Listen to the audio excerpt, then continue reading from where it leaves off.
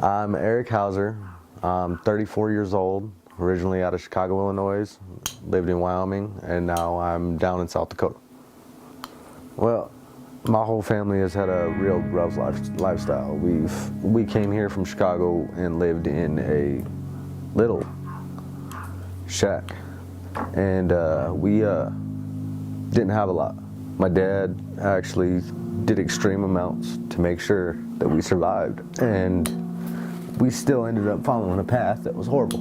We still ended up fighting, we still ended up drinking, bars and bar fights just constantly. And now the whole dynamic has changed. For me to leave and do what I do now, I still run the Lucky Devils. I'm the president of South Dakota's Lucky Devils. But these are all, everybody here, some will be out of prison soon, some are still in prison, be there for a while. Others are in town. Music, and my wife is actually my other partner in music, and that helps me show everybody else my reality, that what I see, what I feel, what I've done, because every song, everything that I put out there is a piece of life that I've lived through, saw, done. Like, it's something to help people get through the trials and tribulations of life. So I get to, if I didn't have the hectic lifestyle in the past that we've had, I wouldn't be doing music. As our relationship got stronger, you know, as the years went by, I think definitely it influences our music a lot. It tells horrific stories about my life, what we grew up, the way we've seen things crash and crumble and people pass, and to have someone have that emotion to where they're singing the song back to you and they feel it. They feel that same way. It lets us know we're not alone in the path, and we are helping in some way, because these people feel the exact same way as we did when we wrote the song. It's a beautiful thing, because when a person is listening to a song, when you listen to music, you're listening to that song for a reason. 9 times out of 10, when you hear a sad song, it's because you had a sad day, or you had something in your life that made you sad, and you feel it. Every word you say, they have to feel it. Somebody has to feel it. So, well, with our music, we only write about stuff that we know. You know what I mean? It's not. We lived. There are some artists that grew up in suburban neighborhoods, and they'll go out and start talking about being a gang member. Like, let me be clear, I've never been a gang member. I get to talk about my experiences from the outside looking in, but I will never be the one to talk about going and doing anything, doing dirt. That's not my perspective. People go in there, and I've gotten into a fight with people over this. At shows, online, all that fun stuff, because people will sit there and talk, and they're like, oh, I'm a gangster, this and that, and this and that. And I'm like, man, if you was a gangster, there's a whole nother line to this that you're not showing, because I'm going to tell you right now, the stuff that you're doing is dangerous. You're going out here bragging about something and you've never seen it. And the reason I know, you're not going to talk about killing 10, 15 people, or you'd be in prison right now, bro. Spend the rest of your life, because they catch everybody sooner or later. To this day, when we go to certain places, we go, like, I carry stuff on me to protect myself if anything goes awry, or if anything. I don't try and fight. I don't go out talking shit to people. I don't go out causing havoc. But I'm prepared if it happens. I've had a lot of kids that come up to me, like, while we're performing, when we're all over, and they come up and they're like, yeah, dude, I do this, and this, and they're trying to brag to me about what they're doing, and they get a little upset, a little butthurt when I tell them you're stupid. Like, yeah, I got tattoos on my face, I got tattoos on my hands and stuff, but, like, if I thought about this shit before, I probably would have done it.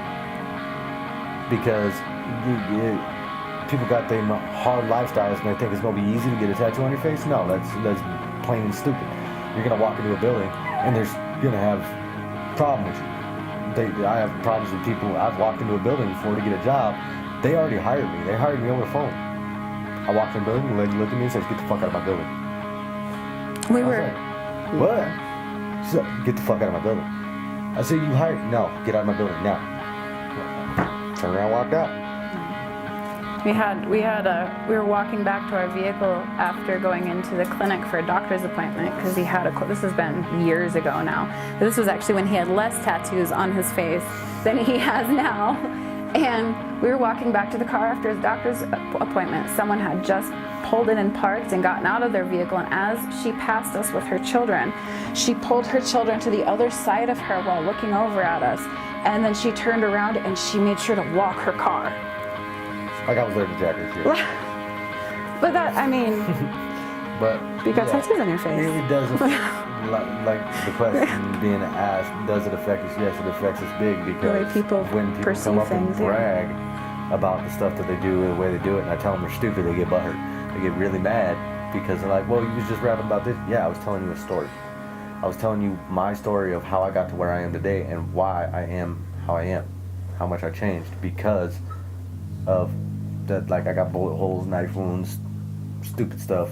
Well, you'll have the kids that think that it's cool, that believe the glamorization, and that they'll come up believing that it's cool and try to brag because of that. And then you've got the people that know that it's not okay and then judge because they automatically think that he's involved in that. We do have people come out and tell us that it helped them change, but there's a lot of people out there that have heard it. That I guess there's one person, that girl who said her boyfriend told her she's not allowed to come to our shows anymore because our music made her crazy. That's the only negative thing that I've ever heard from anyone, though. She said she still liked our music, she just couldn't come to any more of our events. I'm not sure how our music made her crazy, but most other people say it helped that talk to us, so I don't know. I'd like to believe it helps people. I don't know. I don't know. We're gonna change the world one way or another. It'll be changed. I've done a lot of bad in my life. So if I can change one person's life, just once, out of all the shows we do, all the stuff we do, if I could change one person's life from making the same mistakes I did, I've done my job. There have been performances where we'll perform one of our more sad songs and we had people crying in the audience. Like you can watch the effects, or our rowdier songs. The coolest performance ever, I think, was in Riverton. We went back to perform and we'd already been there a couple times, and the crowd knew our music. So when it came time for our set, we didn't have to perform a single song by ourselves. We would do the song so really much, cool. you feel them doing it, so you're like, here, and hand the mic out to the crowd because the whole crowd could do the song back to you, and that's the best feeling in the world. To know that all these people are listening that close. They knew our lyrics. They know stuff. It wasn't just a cool beat they'd nod their head to. They knew our lyrics. Right. If it resonates, it'll resonate with how it was intended to mean or not. But in any case, the purpose of music is to make people feel. For a while, there was actually a guy in California who was messaging us. He was very, very depressed, and he said that he'd happened across our music, and he said that saved his life. We write about stuff that we know about for our own release, our own, journey. But the way that we put it in there sometimes would be more how we can get the message out to other people in a way that it'll resonate. So it's both for us and for whomever might be listening that needs it. If you don't like it, if it doesn't resonate with you, then our music wasn't made for you. That don't bother me. Plain and simple. Not everyone has to like it. If you don't like it, then it wasn't made for you. We're horrible at self-promotion. That's one of the things we've done over our time. Like we're horrible at self-promotion, but we are RIP Soldiers. You can Google RIP Soldiers music. Or you can go to dirtydog.com, dirty, DAHG.com. Yeah.